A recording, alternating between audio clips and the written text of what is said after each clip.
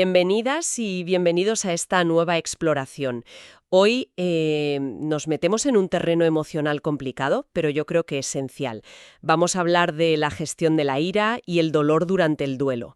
Nos vamos a basar en algunas ideas del capítulo 5 de un material titulado Manejo de la ira y el dolor en el duelo. El objetivo es sencillo, ¿no? Intentar entender un poco mejor estas reacciones emocionales, que a veces nos pillan como desprevenidos. Ver por qué aparecen y, bueno, descubrir formas más saludables de pasar por ellas. Sin juzgarlas, solo reconocerlas como parte del camino. Y, de entrada, hay algo que me ha llamado mucho la atención al leerlo. El texto habla de la ira, fíjate, incluso la ira hacia la persona que ha fallecido, como algo natural. Pero claro, esto choca frontalmente con un sentimiento de culpa que, por lo visto, puede ser, bueno, muy intenso. Sí, Ahí ya tenemos una tensión interesante para empezar. Sí, la metáfora que usa la fuente es potente. Habla de un fuego ardiente en el pecho. ajá, No es una simple molestia, es algo visceral, intenso. Y recalca que es una respuesta normal, ¿sabes? A esa fractura que es la pérdida. claro. Lo curioso es hacia dónde va ese fuego. A veces hacia la persona que murió, sobre todo si fue, pues no sé, una enfermedad larga, un accidente. Algo que se percibe como injusto o evitable, quizás. Eso es. Pero también puede ir hacia el destino, ¿no? Hacia Dios, el universo, o hacia la gente cercana que sigue aquí. Ujú. O, y esto me parece clave, hacia una misma, hacia uno mismo, con esos pensamientos de tendría que haber hecho más, podría haberlo evitado, Sí, es autoculpa. como si la ira necesitara un blanco, ¿no? Para descargarse. Y es interesante pararse a pensar por qué es tan difícil manejarla justo en el duelo. La fuente lo ata directamente a la culpa. Claro, Es que sentir rabia, enfado hacia alguien que ya no está, bueno, se puede vivir como una deslealtad. ya. Como si ese enfado invalidara el amor o el respeto que sentías. Y por eso el texto insiste mucho en esto. Hay que entender que la ira, en estas situaciones, es humana, es natural, es esperable. No significa que quisieras menos a esa persona, ni que le faltes al respeto a su memoria. Es más bien una reacción, pues eso, visceral, a tu propia herida, al dolor. A la impotencia. Entiendo. Reconocerlo no hace que desaparezca, claro, pero quizás le quita ese peso de emoción prohibida. Y esa intensidad, ese fuego del que hablábamos, puede acabar saliendo en lo que el texto llama explosiones emocionales, Ujú. que no tienen por qué ser gritos, ¿eh? Pueden ser oleadas de enfado internas que surjan de repente, Intensas. que te desbordan, Exacto. y son súper desconcertantes, angustiosas, y aquí viene lo interesante. Según el texto, estas explosiones, sean para dentro o para afuera, ¿Ya? casi siempre van seguidas de otra capa de culpa. Uf, Ya no solo por sentir ira hacia quien no está, sino por haberla expresado, por haber perdido los papeles. claro por la reacción. Y lo que sugiere el texto es que el simple hecho de decirte a ti misma, vale, estoy sintiendo ira y es comprensible ahora mismo. Ajá. Eso ya puede empezar a quitar esa segunda capa de culpa, la que nos castiga por sentir. Precisamente. Y esa comprensión, es la que abre la puerta a buscar otras salidas, que no sean ni reprimirla, ni sentirte culpable y paralizada. Claro, El texto subraya que es importante encontrar canales saludables, que esa energía fluya sin hacer más daño. ¿y qué propone? Pues menciona explícitamente la actividad física. Ah, vale. Cosas como correr, caminar rápido, darle un saco de boxeo, lo que sea que libere tensión muscular, que descargue adrenalina de forma segura. Ya. No es solo quemar energía, es también reconectar con el cuerpo, de forma activa. También habla de técnicas de relajación, respiración profunda, relajación muscular, esas cosas. Herramientas para el momento agudo, ¿no? Eso es, para no dejarte llevar por la oleada. Y recalca mucho el poder de la palabra. ¿Hablarlo? Sí, ponerle nombre a esa ira, compartirla con alguien de confianza, un amigo, un familiar, un terapeuta, es fundamental. No solo desahogarse. La fuente ayuda a procesar, a entender de dónde viene, a darle una salida más constructiva que la pura explosión o, peor, la implosión silenciosa. Entendido. Cambiamos un poco el foco ahora. Vamos a la otra gran emoción del capítulo, el dolor. Hmm, La descripción que da la fuente es fuerte. Habla de un dolor abrumador, casi insoportable. Sí, Usa la imagen de algo que te cala hasta lo más hondo, hasta el núcleo. ya, Y fíjate, no se queda solo en lo emocional, en esa sensación de abismo de tristeza, que también claro. menciona explícitamente lo físico. Describe sensaciones como dolor en el pecho, presión en el estómago, nudo en la garganta. El cuerpo habla. Totalmente. Cuerpo y mente reaccionando juntos. Y añade un detalle. Momentos específicos, como aniversarios, cumpleaños, fiestas. Uf, sí. Actúan como catalizadores. Intensifican el dolor. Lo hacen sentir más vivo.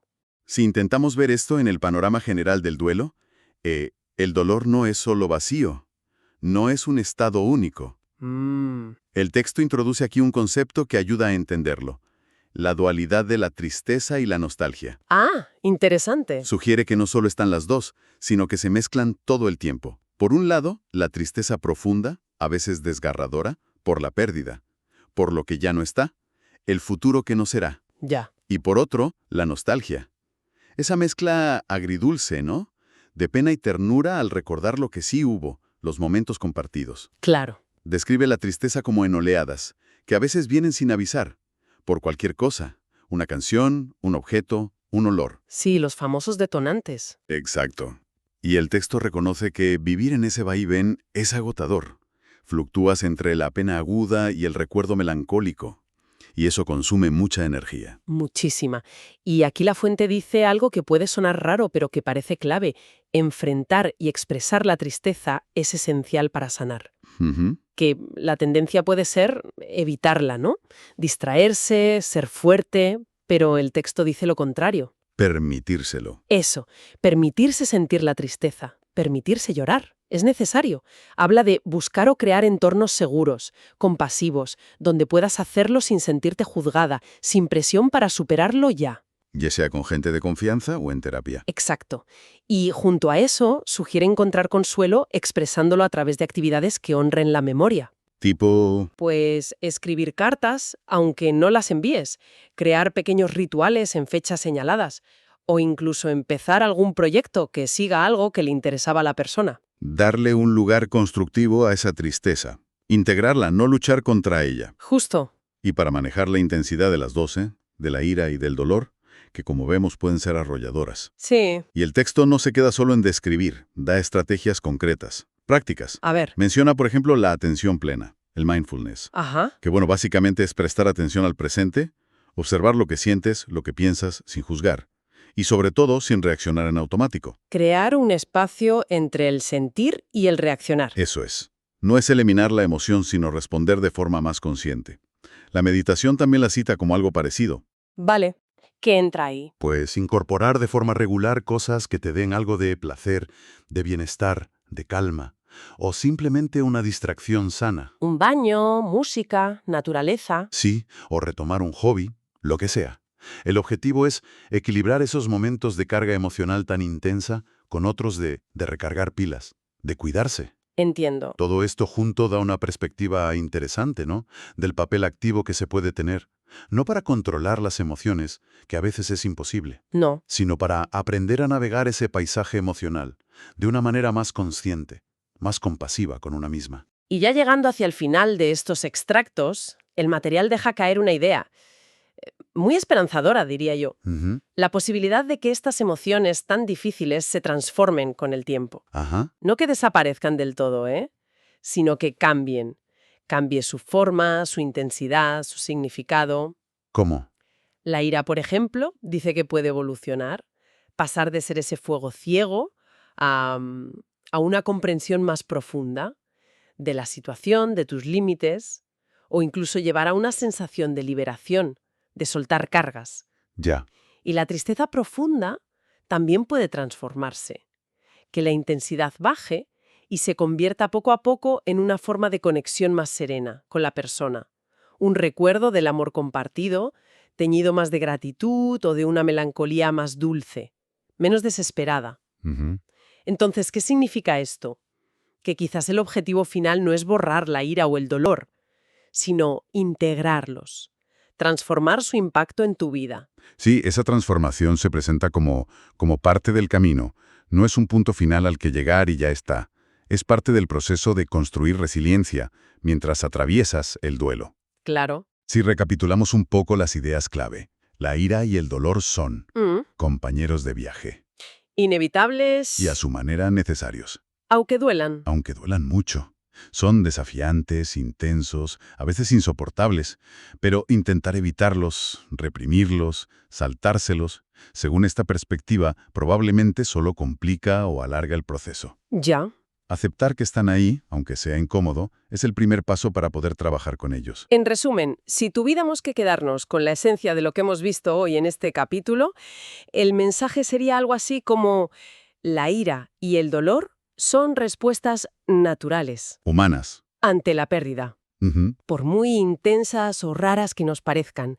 Sentir ira, incluso hacia quien se fue, no quiere decir que no le quisieras o que no le respetes. No. Y la tristeza, la nostalgia, el dolor, en realidad, son la prueba de ese vínculo, de ese amor, de esa conexión que hubo y que, de otra forma, sigue estando.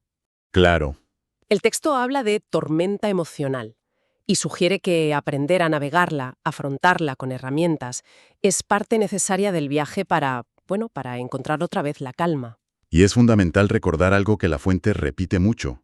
El duelo es único, radicalmente personal. Sí, No hay dos iguales. Cada persona lo vive a su manera, a su ritmo.